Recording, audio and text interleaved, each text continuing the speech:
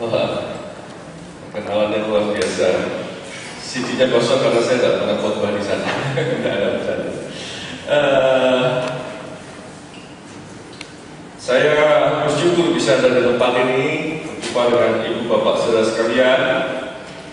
Trip kali ini cukup melelahkan buat saya karena saya ada training for trainers. Jadi saya lagi terlibat dalam satu kegerakan untuk pelayanan anak khususnya begitu. Jadi kemarin beberapa hari dari hari Kamis yang lalu saya ada di hari Jumat ya. Kamis saya ada di Kaliurang di Wisma Duta Wacana dan cukup padat acaranya. Tidur hanya 4 jam sehari, dari jam 2 pagi masih harus buat presentasi dan pukul 6:30 itu saya harus bangun dan mulai lagi sesi jam 8. Tapi sukacita bisa ada di tempat ini, jadi sehat lihat Anda sekalian. Saya tidak datang sendirian, saya hadir bersama dengan istri keluarga saya. Istri saya ada di belakang, namanya Syuling, biasa dipanggil Kak Syuling. Lalu ada anak saya yang besar, Syai. Yang nomor 2 Sofi, dan yang ketiga Serino lagi tidur. Dia masih 18 bulan hari ini. Jadi kami suka traveling, jadi bawa mobil jalan kemana-mana. Kalau sekali pergi langsung lama, gitu ya. Jadi senang bisa dikasih kesempatan Pak Alfons untuk ada di tempat ini untuk berbagi firman bersama-sama. Saya ada satu pesan yang saya pikir ini satu hal yang luar biasa yang Tuhan inginkan ada di dalam kehidupan kita. Bisa ditampilkan dari sini ya.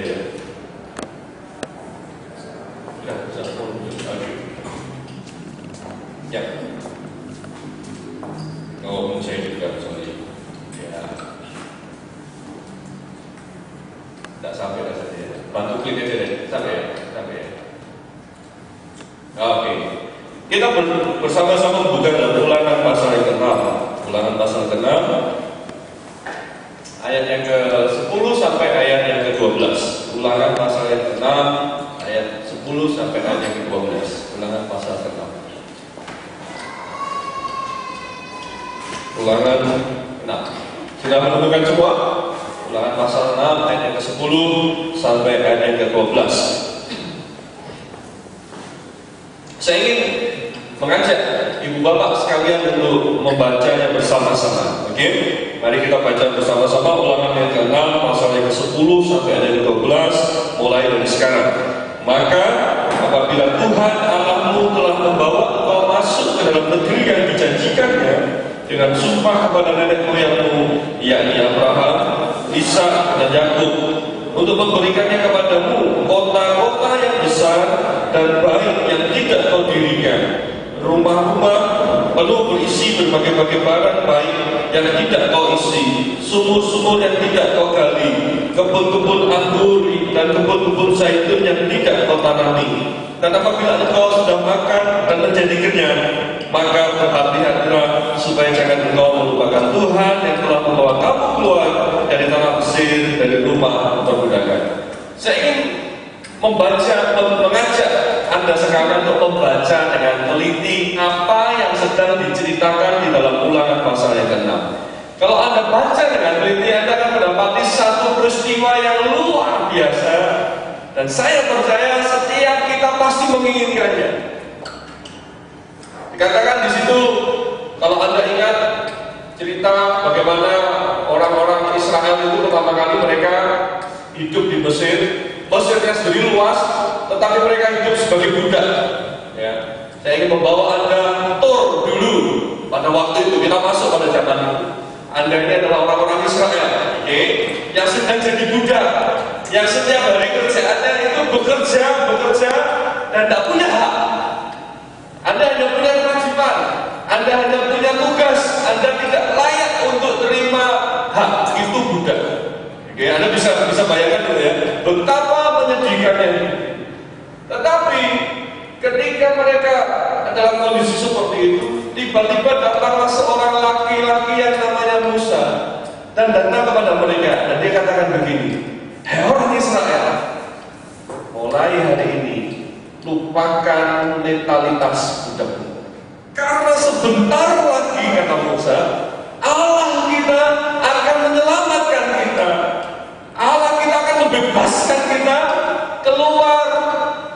perbudakan. Mungkin pada waktu itu bagi orang Israel merdeka, keluar dari perbudakan, mereka tidak pernah bisa bayangkan apa nih? Karena sejak kecil puluhan tahun pada waktu mereka lahir sebagai budak. Mereka tidak pernah bayang hidup merdeka itu seperti apa, tidak pernah bayang. Mungkin seperti Indonesia dijajah 350 tahun kelas-kelas, ada lebihnya kan?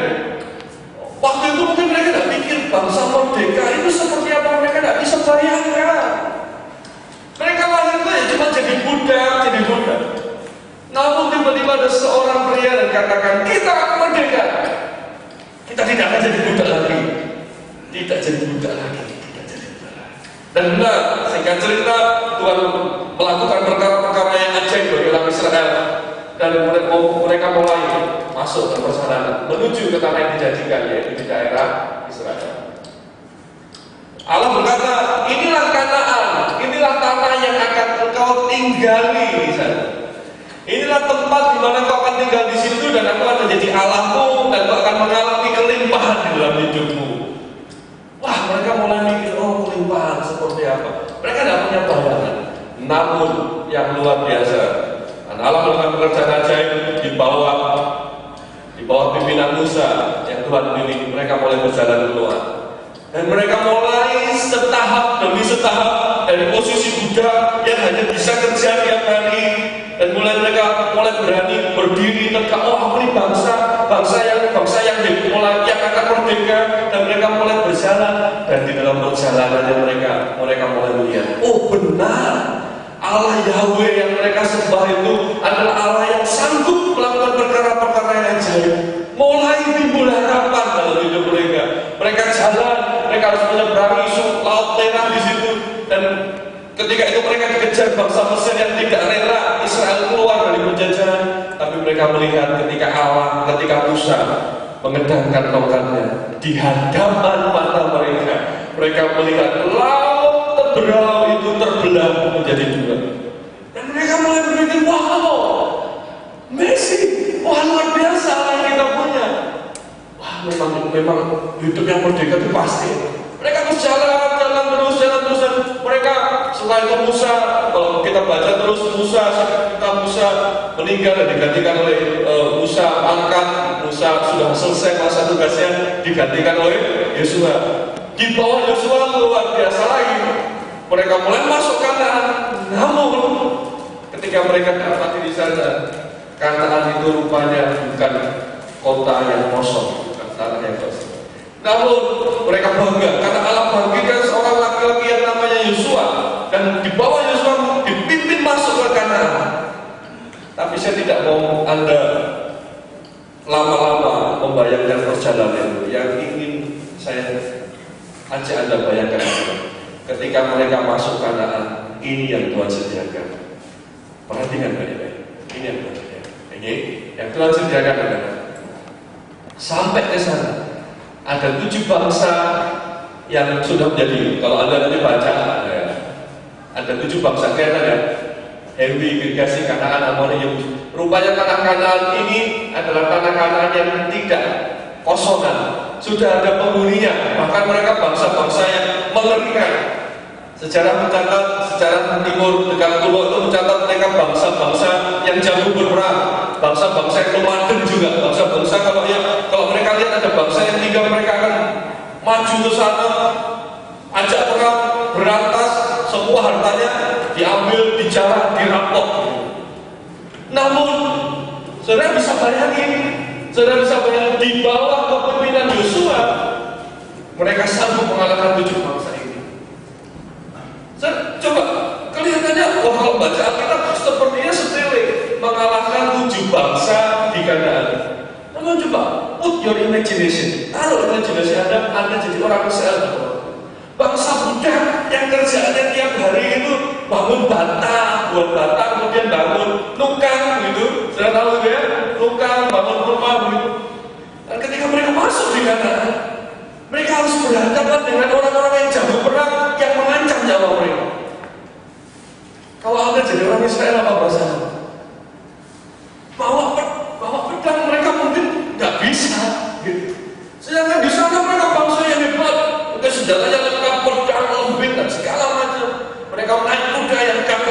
besar segala berhadapan dengan bangsa budak yang tidak pernah nanti pernah bawa sekop tiap hari, taunya bawa sendok dan garpu.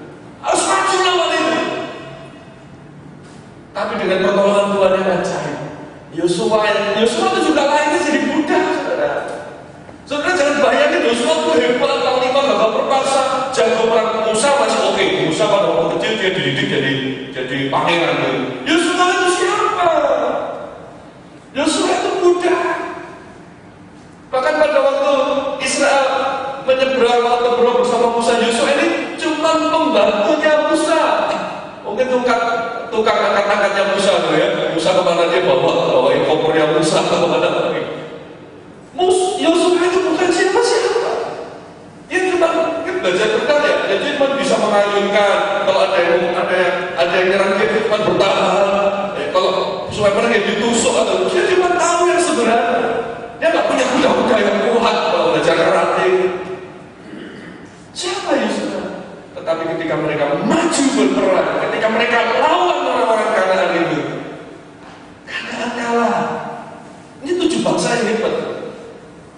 Ini orang-orang hebat, ditaklukkan oleh orang Israel. Kenapa bisa begitu? Karena mereka memiliki Allah yang perkasa. Amin. Saudara, hidup kita seperti siapa sih kita? Siapa sih kita? Hidup di dalam satu dunia yang penuh dengan ancaman. Bahkan Alkitab katakan dunia ini sepertinya menyerang iman kita. Tanpa pertolongan Allah dalam hidup kita, sia-sia hidup. Saudara percaya itu? Jangan andalkan kekuatanmu sendiri. Dan Alkitab sudah jelaskan, sudah tunjukkan Israel sanggup masuk Kanaan. Dia kalahkan 7 bangsa-bangsa yang mengerikan itu karena ada pertolongan Allah di dalam kehidupan mereka. Karena mereka memiliki Allah yang besar dalam hidup mereka. Amin. Nah, tidak cuma itu. Ketika mereka maju berperang dan ketika mereka masuk ke tanah Kanaan, ini yang mereka dapati luar biasa di tanah Kanaan. Didapati. Yang pertama, lihat di Alkitab. Yang di dalam ayat yang ke 10 akhir. Lihat. Kota-kota yang besar dan baik yang tidak kau dirikan. Ketika mereka masuk ke Kanaan, mereka mendapati sebuah kota yang tidak pernah mereka bangun dan itu disediakan untuk mereka. Luar biasa, saudara. Bayangannya kayak gini. 2004 saya menikah dengan istri saya. Dengan pertolongan Tuhan yang ajaib, dengan mujizat yang ajaib, kami sudah bayangin kami akan menikah dan kami akan merintis jadi satu keluarga dan saya sudah mau ke dia dan dia juga sepakat dengan saya. Kami akan menjadi pasangan suami istri yang akan berjuang bersama, ya kan? Bayangan kita kan anak muda semua menikah ya nggak mungkin apa dan segala macam. Tapi Tuhan luar biasa. Tuhan sediakan banyak hal dan tiba-tiba pada waktu kami selesai menikah, kami sudah punya rumah tanpa kami harus mengeluarkan, ya kami mengeluarkan uang sih tetapi kami tak mungkin kalau ukuran kami untuk kami. Dan pada waktu kami masuk ke rumah itu, kami seperti mengalami yang orang Israel katakan, kami masuk di sebuah kota Kanaan tanpa kami mendirikannya. Ajaib, ajaib. Dan kemudian dikatakan lagi ayat yang sebelah, rumah-rumah. Tidak cuma kota yang mereka dapatkan, tetapi di situ ada rumah-rumah. Mungkin sudah dibangun sama bangsa sebelumnya, ya. Dan pada waktu orang Israel masuk, wah, ini ada kota nih. Dan kita disuruh tinggal di situ, oke? Ada kota-kota ini. Coba dulu, rumah-rumah disediakan. Langsung mereka bagi-bagi rumah. Ini rumahnya kamu, ini rumahnya kamu. Asik. Dulu budak nggak bisa ngapa-ngapain, makan dijatah, makan seadanya, makan tidak. Ya tinggal seadanya rumah. Mereka masuk ke sebuah Kanaan, musuhnya Tuhan halal, dikasih kota, dikasih rumah satu-satu. Wih, kalau saya jadi orang Israel gimana perasaannya? Waduh, makanya Anda tidak jadi orang Israel. Come on! Kalau Anda jadi orang Israel, dapat itu apa perasaan Anda? Excited. Sukacita. Excited. Saya bayangkan pada waktu mereka datang ke sana, mereka pertama kali Yosua katakan, ini rumah kamu, ini bagian kamu, ini untuk suku kamu ya, ini sekarang kamu tinggal di sana. Dan mereka masuk rumah dan mereka cuma bisa bengong dan campur sukacita. Ini rumahku, ini tempat tinggal. Tidak cuma itu, coba lihat lagi. Saya ingin Anda membaca ini dan merasakan sukacita orang Israel. Ayat 11. Rumah penuh berisi berbagai barang baik yang tidak kau isi. Masuk ke Kanaan, tinggal di satu kota, dikasih rumah, kita tinggal di rumah, masuk di rumah, langsung ada sofa, ada lemari es, ada ranjang. Wah, itu saking sukacitanya dia. Anak kecil aja bisa sukacita. Tidak apa-apa, tidak masalah sih, tidak ganggu. Ya, ada sukacita. Waktu kami masuk ke rumah, saya bersyukur. Saya punya keluarga MBC Surabaya itu luar biasa. Itu bukan gereja buat saya, tapi itu sudah keluarga buat saya. Ya, kami datang ke sana, saya punya keluarga di sana, istri saya juga, kami seperti anak yang tidak punya siapa-siapa. Tapi sampai sana kami menemukan keluarga. Jadi di Surabaya kami punya kebiasaan khususnya di pelayanan anak kami itu ada namanya bridal shower. Bridal shower itu kita memberkati orang-orang yang akan menikah. Jadi pada waktu menikah, sebelum menikah itu saya sama istri saya sudah dibawa ke rumah satu orang begitu. Kami didudukkan, kami sudah dinikahkan dulu di situ. Ya, dikasih baju, dia dimasuk ke satu kamar, dikasih baju gaun gitu. Ya tidak gaun pengantin, tapi rok yang bagus gitu. Kemudian saya dikasih baju, dikasih dasi, dan kemudian kami dihadapkan mereka, kami didoakan. Tidak cuma itu. Setelah itu mereka teman-teman tuh kumpulin, tidak kumpulin uang nih. Mereka kumpulin apa yang di rumah-rumah mereka yang masih bagus, tapi mereka sudah pakai, mereka kirim itu ke rumah saya. Jadi pada waktu saya habis menikah, saya betul-betul menikmati Kanaan, saudara. Saya masuk ke rumah saya, rumah itu kami keluarin mungkin paling 10 sampai 10% uang kami untuk beli rumah itu. Rumah itu disediakan, rumah itu ada, kami dapat berkat yang luar biasa bisa dulu. Masuk ke rumah sudah ada ranjang, sudah ada kulkas walaupun tidak baru, sudah ada sofa walaupun tidak banyak, walaupun cuma satu aja. Tapi cukup buat rumah kami. Ada lemari pakaian dan yang luar biasa. Mereka itu kumpulinnya begini. Jadi setiap mereka kumpulin barang kecil untuk kebutuhan kami sehari-hari dan dikasih pesan. Jadi mereka kasih sabun 1 kilo, ditulisin ini untuk mencuci. Dikasih tong sampah, ini untuk kotoran di rumahmu, bukan untuk membuang makanan istrimu, kata mereka. Jadi dikasih juk-juk gitu. Bahkan dikasih mainan-mainan, dikasih kayak ular tangga gitu. Ini untuk kalian main bersama gitu. Macam-macam. Jadi pada waktu kami masuk ke rumah itu, kebutuhan kami 1 bulan itu sudah ada. Sabun mandi, sabun cuci, itu semua ada. Jadi pada waktu kami masuk ke situ, saya bisa bayangin itu kayak orang Israel masuk ke Kanaan. Tentu Tuhan memberkati kita caranya macam-macam. Tapi saya percaya itulah cara Tuhan untuk memberkati kita. Saya percaya ini. Saya mengalami, saya bisa bayangin itu orang Israel masuk ke kota mereka tidak pernah bangun, itu jadi kotanya mereka. Masuk ke rumah mereka tidak bangun, mereka tidak beli, itu jadi rumahnya mereka. Mereka masuk ke rumah mereka lihat semua perabotan. Betul ya, saya nggak salah baca ya. Alkitab kita sama ya. Ya di sini berbagai barang baik yang tidak kau isi disediakan. Yang kedua, selanjutnya dikatakan apa lagi itu? Ada sumur-sumur yang tidak kau gali. Bagi orang Israel, sumur itu penting karena itulah tempat kehidupan mereka. Mereka hidup di daerah-daerah yang kering, sehingga sumur itu adalah pusat kehidupan. Dan mereka bahkan sumur itu seringkali jadi perebutan. Mereka perang gara-gara rebutan sumur. Itu zaman dulu bisa kayak gitu. Nah, come on, sekali lagi bayangkan, masuk ke satu kota namanya kota perjanjian, kota Kanaan, tidak. Mereka bangun, dapat rumah, diisi perabotan, di belakangnya ada sumur. Aduh, itu luar biasa. Lagi. Kemudian ada kebun-kebun anggur dan kebun-kebun zaitun yang tidak kau tanami. Kebun anggur, kebun zaitun itu bicara tentang pekerjaan. Mereka punya tempat di mana mereka bisa dapat penghasilan. Jadi nggak cuma dikasih kota, nggak cuma dikasih rumah, nggak cuma diisi perabotannya, nggak cuma dikasih sumur sebagai tempat kehidupan mereka, dikasih kebun untuk mereka bisa menghasilkan. Wow, saudara dengar baik-baik.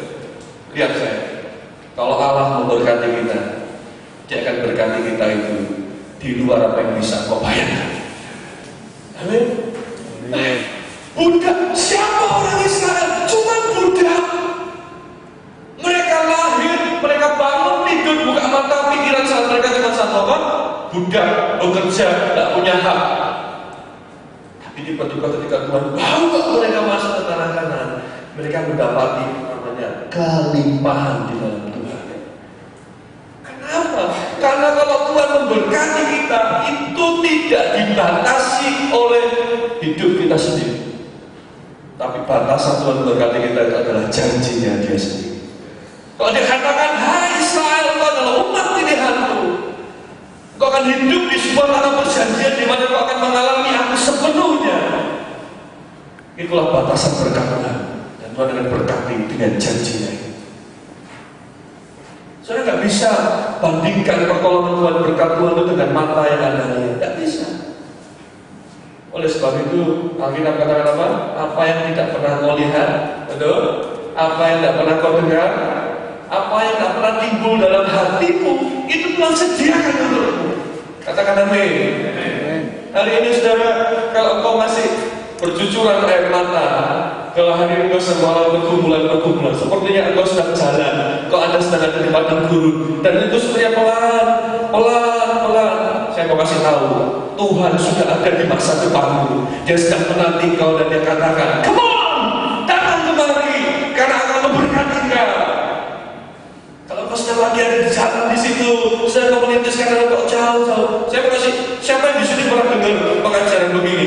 Kalau Tuhan menjawab doa, jawabannya ada 3. Apa itu jawabannya? Ya, tidak. Terus? Dulu. Tidak. Tunggu dulu. Saya mau tanya saudara. Biasanya Tuhan menjawab yang jenis yang mana? Yang sering Anda lakukan? Wah. Mana Pak? Tunggu dulu. Sama kalau gitu. Kenapa? Wah, Kanaan. Orang Israel masuk Kanaan berapa tahun? 40. Berapa tahun? Saya nggak jawab, Anda harus cari di Alkitab. Itu semua dari pendetanya. Belajar, baca dari itu. Masa 40 tahun? Ya betul. 40 tahun? Baca Alkitab. Nanti cari belajar di rumah, baca lagi. Yang kasih PR ya. Nah, tapi ketika kita sedang jalan, kita sedang mengalami yang namanya tunggu dulu. Come on. Tuhan kita sudah ada di depan. Sudah ada di depan. Dan Dia sudah tahu Kanaan yang harus disediakan. Saya mau kasih tahu Anda sekalian, setiap kita punya Kanaan. Amin. Ada satu tanah perjanjian yang Tuhan sedang sediakan bagi kita. Kalau ada anak muda di tempat ini, mimpi yang gede itu salah. Loh, kok salah kan? Ya salah. Banyak anak muda dan saya bilang, Kak, kita ini diajari untuk bermimpi besar, bukan bermimpi kecil. Salah saja begitu. Salah kan? Salah. Kalau mimpi gedenya itu lahir dari ambisi atau pikiran sendiri, itu salah. Kamu boleh mimpi gede kalau itu adalah mimpinya Allah dalam hidup. Karena kita tidak akan pernah bisa memimpikan hidup kita ini dengan kemampuan kita sendiri. Hanya Allah yang sanggup. Dia tahu kok kita akan jadi seperti apa. Dia tahu apa yang akan Dia lakukan dalam kehidupan kita. Dan dorong mereka, kalau kamu main musik, jangan cuma ya. Tahun ini ketemu kamu mainnya gitu, 2 tahun kamu mainnya gitu. Mimpi yang gede. Suatu kali kamu menjadi pemain musik yang kamu bisa menjadi berkat bagi orang banyak. Kamu bisa hidup dari situ, kamu diberkati di situ, tapi kamu memberkati orang banyak. Ajak anak-anak muda itu berpikir untuk mereka punya mimpinya Allah. Mereka memikirkan ada Kanaan yang Tuhan sediakan. Kanaan yang tadi, yang lengkap. Siapa yang di sini ingin menikmati Kanaan dalam hidup? Amin. Anda percaya Anda akan masuk di tanah Kanaan itu? Amin. Anda percaya Anda akan menikmati itu? Amin. Hidup dalam satu tempat yang Anda tidak pernah pikirkan. Aku tidak pernah pikir. Saya lahir dari kota kecil, lebih kecil dari Jogja. Saya lahir di kota Kudus. Saya tidak pernah punya mimpi ngapa-ngapanya. Bayangan saya pun waktu saya menyerahkan diri menjadi hamba Tuhan, saya sudah tahu saya akan jadi hamba Tuhan. Ya saya ngerti lah tanda. Namun ketika saya mengerti firman Tuhan, ketika firman Tuhan memerdekakan saya sedang berlari mengejar Kanaan yang Tuhan sediakan dalam hidup saya. Tuhan kerjakan banyak hal, melihat pertolongan Tuhan, penyediaan Tuhan yang ajaib. Saya doakan, kalau hari ini saudara sedang mengalami pergumulan. Come on, kau punya Allah yang besar, yang lebih besar daripada pergumulan. Saya ingin berdoa bagi setiap Bapak Ibu saudara yang hari-hari ini kau sedang mencucurkan air mata, sedang meratapi hidupmu. Berhenti meratap, mulailah kau berharap kepada Tuhan. Saya ingin Anda menutup kepala, menutup mata sebentar, menunjukkan kepala sebentar. Saya ingin berdoa, kalau hari-hari ini kau sedang mengalami pergumulan, kau sedang mengalami ratapan dalam hidup. Saya ingin berdoa, kau sendiri yang mengalami pergumulan itu, kau boleh taruh tanganmu di dada.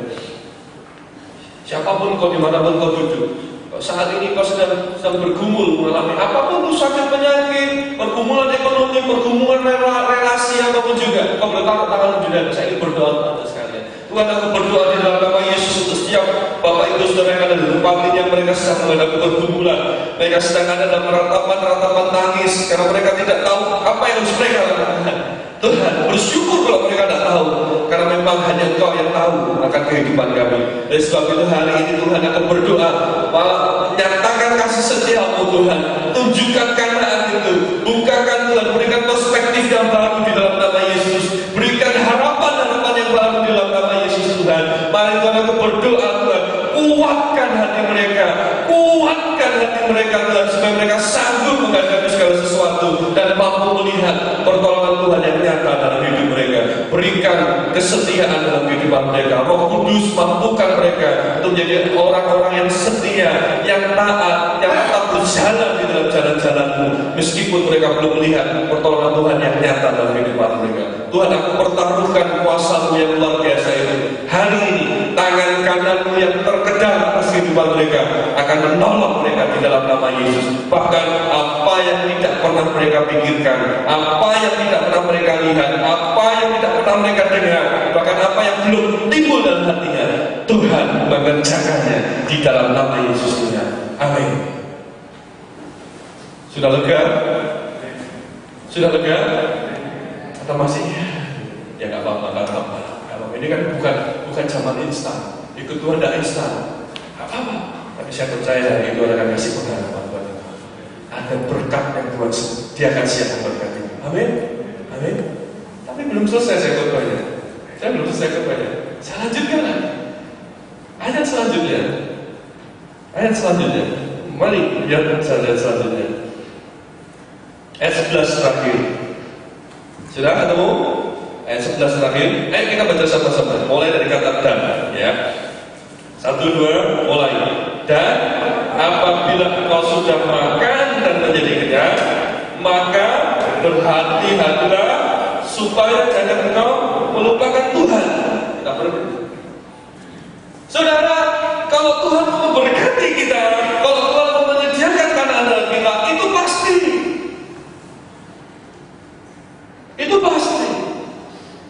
Karena hubungan Allah dengan kita itu hubungan bapak dengan anak. Seorang ayah yang baik, dia akan memikirkan kesejahteraan anaknya, betul? Itulah Allah yang kita punya. Bahkan ketika orang Israel diubah, dikeluarkan dari Mesir, pergi kepada Kanaan, itu sebenarnya mengubah paradigma. Dulu adalah hubungannya hamba dengan Tuhan, tapi ketika dalam perjalanan mereka masuk ke Kanaan, mereka mendapati satu pola hubungan yang baru, anak dengan bapa. Kalau engkau tidak pernah bisa mengenal Allahmu sebagai bapa dalam hidupmu, kekristenanmu tidak akan pernah bertumbuh. Percaya. Tapi kamu bilang, sulit karena aku tidak punya bapak yang baik di dunia. Datang sama Bapa di surga. Dia akan menunjukkan siapa dia sesungguhnya. Catat baik-baik. Kalau engkau tidak pernah mampu mengerti bahwa Bapa di surga itu adalah Bapa, kekristenan tidak akan pernah bertumbuh.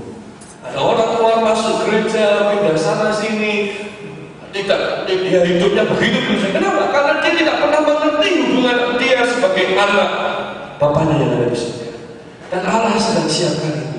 Dia ingin membagi kehidupannya sendiri. Dia ingin membagi apa yang dia punya kepada anak-anak. Itu pasti, itu janjinya. Dari situlah ada satu harapan kita. Namun ada satu hal yang menarik di ayat ini. Musa katakan begini, kamu akan mengalami itu semua, okay? Kamu akan menikmati berkat Tuhan yang luar biasa.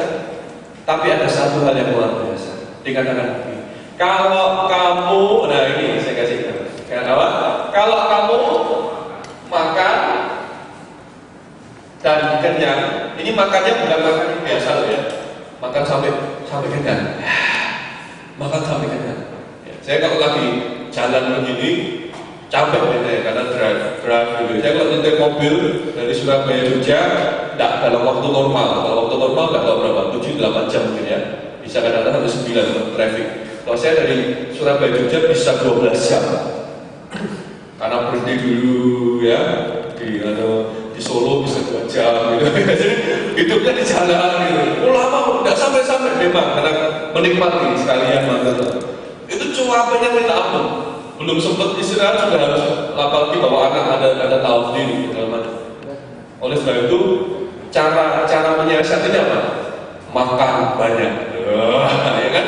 Cari makanan banyak supaya energinya makan banyak, makan sampai kenyang. Sampai kenyang nih, makan kenyang. Dan Musa sedang katakan seperti itu, katakan begini. Pada waktu kamu menikmati Kanaan itu ada satu kondisi di mana kau akan seperti orang yang sedang makan kenyang. Rumah nggak bagus dikasih rumah, diisi perabotannya, dikasih sumur, dikasih kebun anggur. Itu kayak orang lagi makan kenyang dan makannya enak. Kenyang sekali. Asik ya? Kekristenan itu kayak gitu. Kekristenan itu simpelnya adalah makan kenyang. Oh, asik ya? Ditanya, iman kekristenan itu iman makan kenyang. Karena Tuhan itu kayak saya datang ke Jogja, Pak Alfon mau bilang, bro, ayo makan. Kalau diajak makan dia mau, Pak, ayo makan. Tunggu di situ, tunggu di situ, dijemput, diajak ke resto sudah disiapin, meja makanan itu dari seafood sampai yang halal, haram ada semua. Soalnya habis itu pulang cuma suruh duduk, semua bilnya dibagikan ke dia semua. Itu yang namanya makan kenyang. Itu yang namanya diberkati Tuhan. Kalau mimpi diberkati Tuhan itu jangan mimpi yang sikit-sikit dong. Mimpi yang gede. Makan kenyang. Namun ada peringatannya. Biasanya kalau kita makan kenyang, Alkitab katakan begini, kalau kamu makan kenyang jangan lupa. Jangan lupa. Apalagi orang Indonesia itu gini, ya.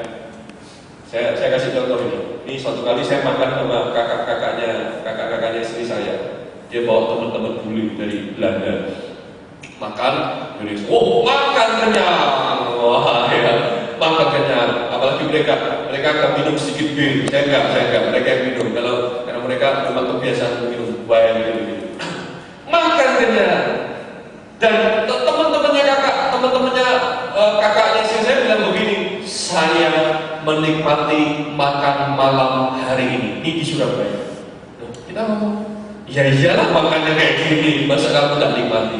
Tapi dia bilang begini, yang aku nikmati itu bukan makanannya, tapi suasananya. Loh, kok bisa begitu? Kenapa? Karena pada waktu mereka datang ke keluarga lain, mereka ngomong begini, orang Indonesia itu kalau makan tidak seperti mereka. Kenapa? Makan itu kalau bisa kita 5 menit selesai. Ya kan? Kita datang makan, kumpul di keluarga, kita makan. Selesai. Nah, yang satu cuci piring, mamanya cuci piring, papanya kekerjaan lagi, anaknya main lagi. Itu yang mereka dambakan. Tapi kalau mereka tinggal di barat, mereka makan itu bisa 2 jam. Mereka bisa 2 jam. Makanan pembukaan dulu, masuk makan, ngomong, oke? Makanan utama datang, ngomongnya belum. Pada waktu mereka sambil makan, apa yang mereka lakukan? Mereka ngobrol. Disitulah mereka membangun relasi dalam perjanjian lama yang sebenarnya harusnya diwariskan sampai hari ini. Makan malam bersama keluarga. Di situ makan, ngobrol, cari tahu, kamu kenapa, kamu gimana, sekolahmu hari ini gimana, tadi papa kerjaan punya masalahnya, nanti kita doain sampai itu ngobrol di situ. Dan mereka menikmati makan malam kami. Waktu itu mungkin hampir 2 jam makan. Kita nggak sabar, rasanya pengen cepat pulang. Betul ya? Siapa di sini kalau makan sampai 1 jam, 2 jam di rumah ada? Nggak, bukan habitnya kita, nggak budaya kita. Kita habitnya apa? Habit kita apa? SMB, apa itu? Sudah makan, pulang. Apa? Hafal sekali. Sering ya? Sering ya? Habis makan pulang. Itu kebiasaan buruk. Biasa tidak ngomong ini.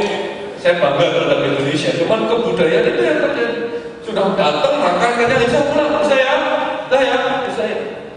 Ini sebab itu kebudayaan anak muda zaman sekarang itu sebenarnya ada yang baik. Hangout kan ya, hangout barengan, makan lama, kongkong, dan ngobrol. Kalau tidur nggak ada karuan sampai 2 jam, 3 jam. Itu baik, cuma isinya aja ngomongnya yang lebih terarah. Hangout, sehabis makan pulang. Nah, ini Musa kok sangat ngerti kita ya. Jadi kita katakan begini, Tuhan itu akan berkati kamu dengan luar biasa. Kamu akan makan kenyang. Tapi habis itu jangan cepat-cepat pulang. Habis itu jangan cepat-cepat lupakan yang nyediain makan itu. Tapi ayat itu selanjutnya dikatakan begini, ayatnya ayat 12. Maka berhati-hatilah supaya jangan engkau melupakan Tuhan yang telah membawa kamu keluar dari tanah Mesir, dari rumah perbudakan. Dan kemudian di pasal yang ke-8 ayat yang ke-10. Sudah lihat pasal 8 ayat yang ke-10. Pasal buka satu lembar.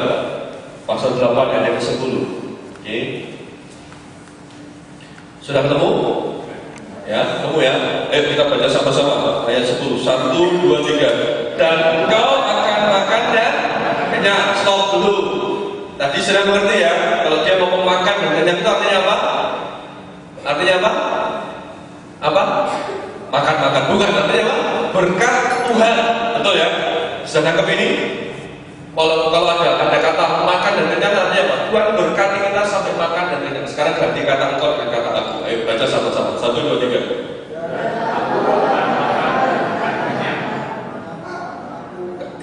Kurang-kurang yakin seperti Tuhan akan memberkati. Yakin dong. Aku akan makan kenyang. Kalau habis kenyang sampai kayak gini ya. Oke, baca lagi yang yakin. 1, 2, 3.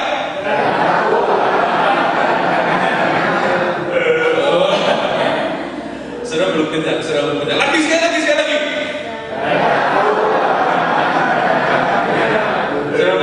Sudah mau diberkati Tuhan seperti itu? Mau?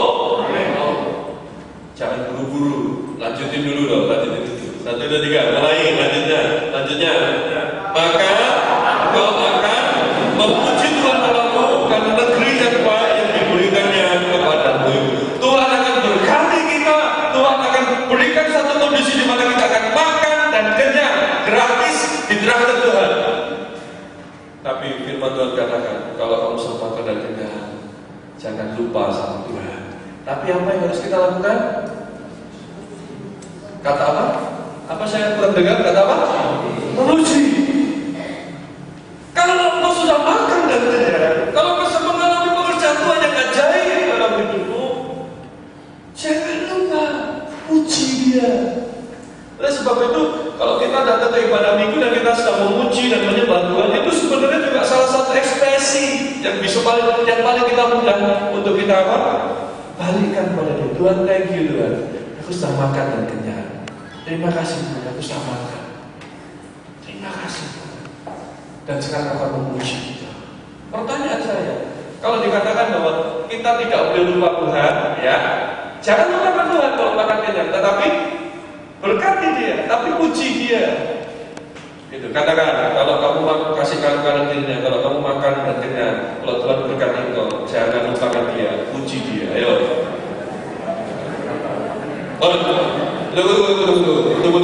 Tunggu. Jangan kalimat memberitahu. Mulai dengan kalimat pertanyaan. Kamu mau makan dan kenyang? Tanya dulu. Mau makan dan kenyang?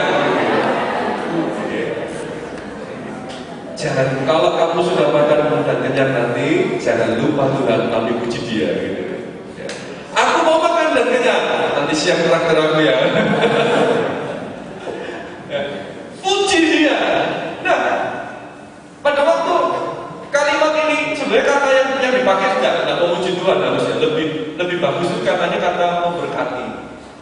Ya, katanya kata memberkati, parah, memberkati katanya. Jadi sudah ngomong begini, firman Tuhan sudah ngomong, kalau Tuhan memberkati engkau, jangan kamu lupa. Tetapi engkau harus bless. Bahasa Inggrisnya bless ya Pak ya. Ya bless ya. Itu terjemahan yang bagus. Tapi bless, berkati dia. Itu katanya ya. Sekarang katakan sekali lagi, katakan ke kanan gini, kalau Tuhan berkati engkau, maka engkau berkati dia.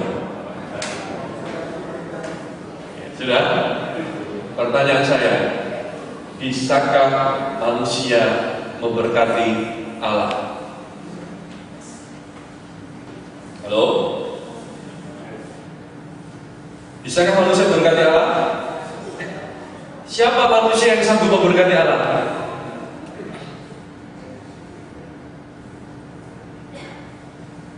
Bisakah manusia memberkati Allah?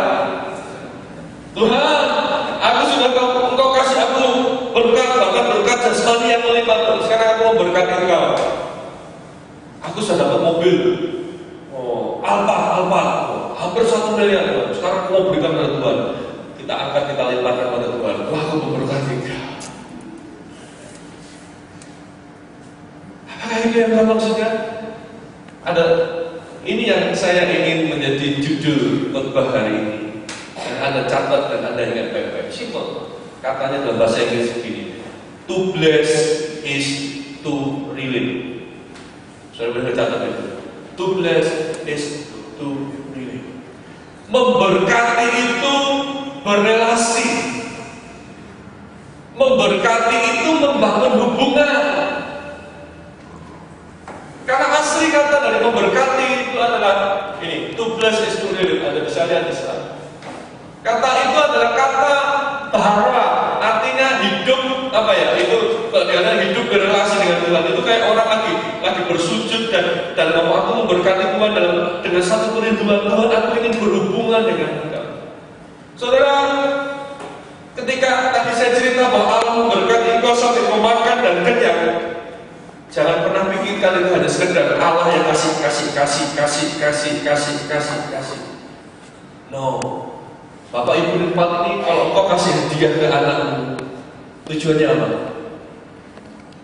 Tujuannya apa? Untuk tunjukin apa? Kita sayang sama dia. Dan setelah itu apa yang kita inginkan? Dia datang kepada kita, dia mau dipeluk kita, betul kan? Dan kemudian apa? Dia ngomong, aku sayang sama papa mama. Dan kemudian dia dekat dengan kita. Ketika Allah memberkati manusia, ingat definisinya. To bless is to relate. Bukan itu yang Tuhan inginkan. Bukan cuma benda-bendanya, bukan tembok-tembok, bukan rumah-rumah, bukan sumur, bukan kebun anggurnya. Yang dia inginkan ketika dia memberkati anak-anaknya adalah dia ingin membangun hubungan dengan anak-anaknya. Saya ingin menjelaskan definisi ini sampai jelas supaya Anda tahu.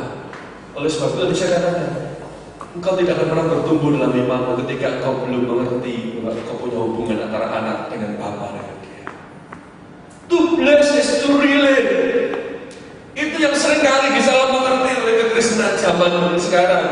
Karena hidup itu katakan konsumtifnya dunia. Berkat Tuhan itu membuat kita menjadi sangat kaya, membuat betul Tuhan bisa jadikan kita sangat kaya. Tapi di balik itu yang Tuhan rindukan adalah kita dekat dengan Dia. Sama. Oleh sebab itu kita bisa berkati dia. Manusia bisa berkati Allah? Bisa. Karena to bless is to relate. Pertanyaannya, bagaimana kita memberkati Tuhan? Relasi. Sorry, saya tidak dengar apa? Relasi. Sederhana. Itu yang kita lakukan. Kalau Tuhan berkati engkau, itu tujuannya Tuhan ingin dekat dengan engkau. Sederhana kok, seorang ayah, aku bawa sesuatu, aku kasih fasilitas kepada anak supaya dia ngerti, supaya dekat. Saudara beli rumah, Saudara beli rumah, dan kemudian saudara katakan, aku punya rumah ini nak, supaya kamu bisa tinggal bersama dengan aku. Dan tiba-tiba anak itu bilang, aku tidak mau tinggal sama bapak, aku mau pergi. Apa yang saudara rasakan? Cuma sia-sia loh, aku tuh berkati anakku supaya dia bisa dekat dengan aku.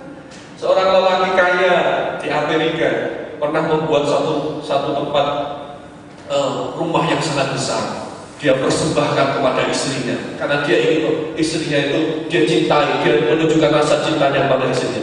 Dia berikan rumah yang luar biasa hebat, berhektar-hektar, dibangun kolam renang, dibangun tempat main dan segala macam. Tiba-tiba ketika itu sudah jadi, istrinya bilang, aku tidak mau tinggal di sana. Bertahun-tahun istrinya tidak mau tinggal di situ. Bahkan akhirnya mereka berpisah, dan suaminya itu akhirnya hidup dengan wanita yang lain. Dan ketika dia meninggal, dia tujuannya satu, aku ingin menikah kepada istriku, tapi sini justru tidak mau. Dan rumah itu akhirnya dihibahkan kepada pemerintah kota, dan tempat itu menjadi tempat kunjungan wisata. Menyedihkan, karena relasi tujuan utamanya tidak tercapai. Saudara, kalau engkau hidup jadi anak Tuhan dan engkau kejar berkat jasmaninya, oh maaf, Anda salah tempat. Karena bukan itu polanya Tuhan. Polanya Tuhan adalah dia berrelasi dengan kita. Dari situlah berkat jasmani akan keluar, turun atas kehidupan kita. Dan sekarang part kita, dan sekarang bagian kita adalah ketika Tuhan berkati kita, ketika dia rindu berrelasi dengan kita, jawablah, iya Tuhan, aku mau memberkati engkau, aku mau berikan hidupku untuk berrelasi dengan engkau.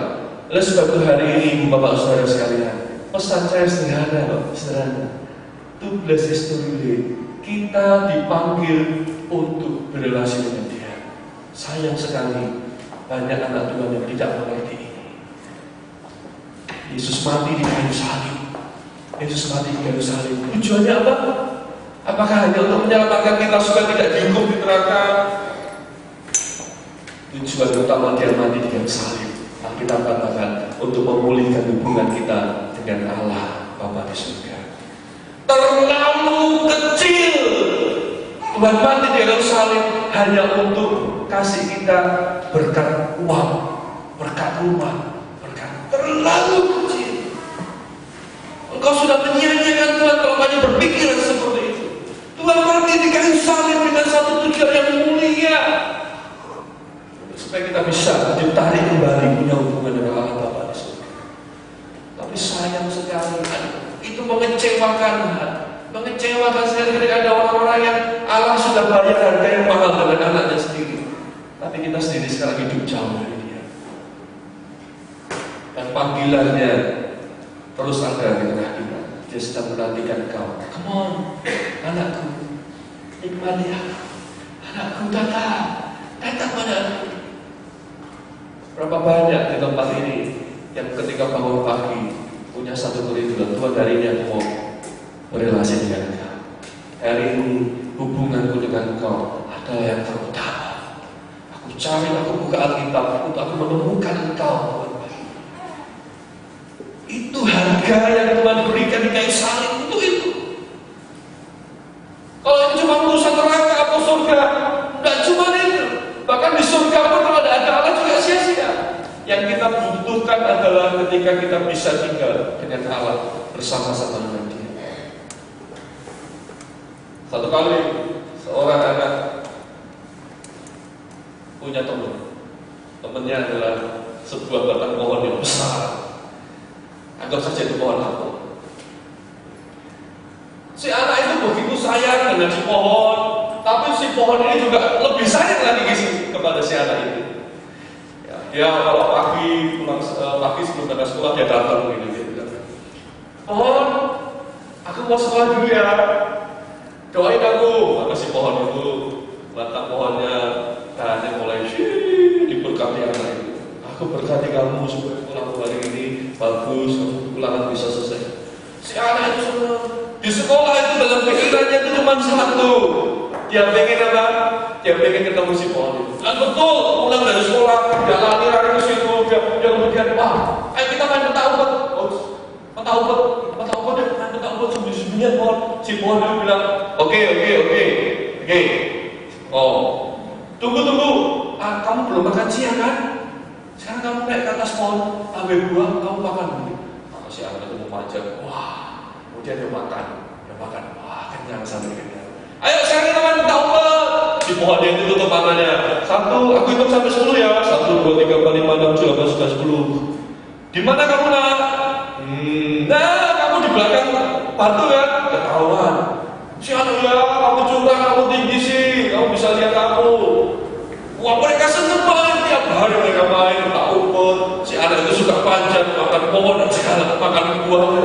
Waduh, mereka begitu cinta. Maka si anak itu kadang-kadang kalau sudah capek dia tertidur, dan si pohon itu begitu senang.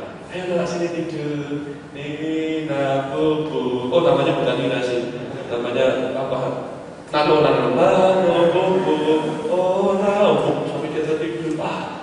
Si anak itu begitu senang punya teman pohon yang luar biasa. Mereka tuliskan, dia tuliskan. Nih, I love pohon, gitu ya. I love pohon. Oh, dia bilang, aku love Nano, misalnya gitu ya.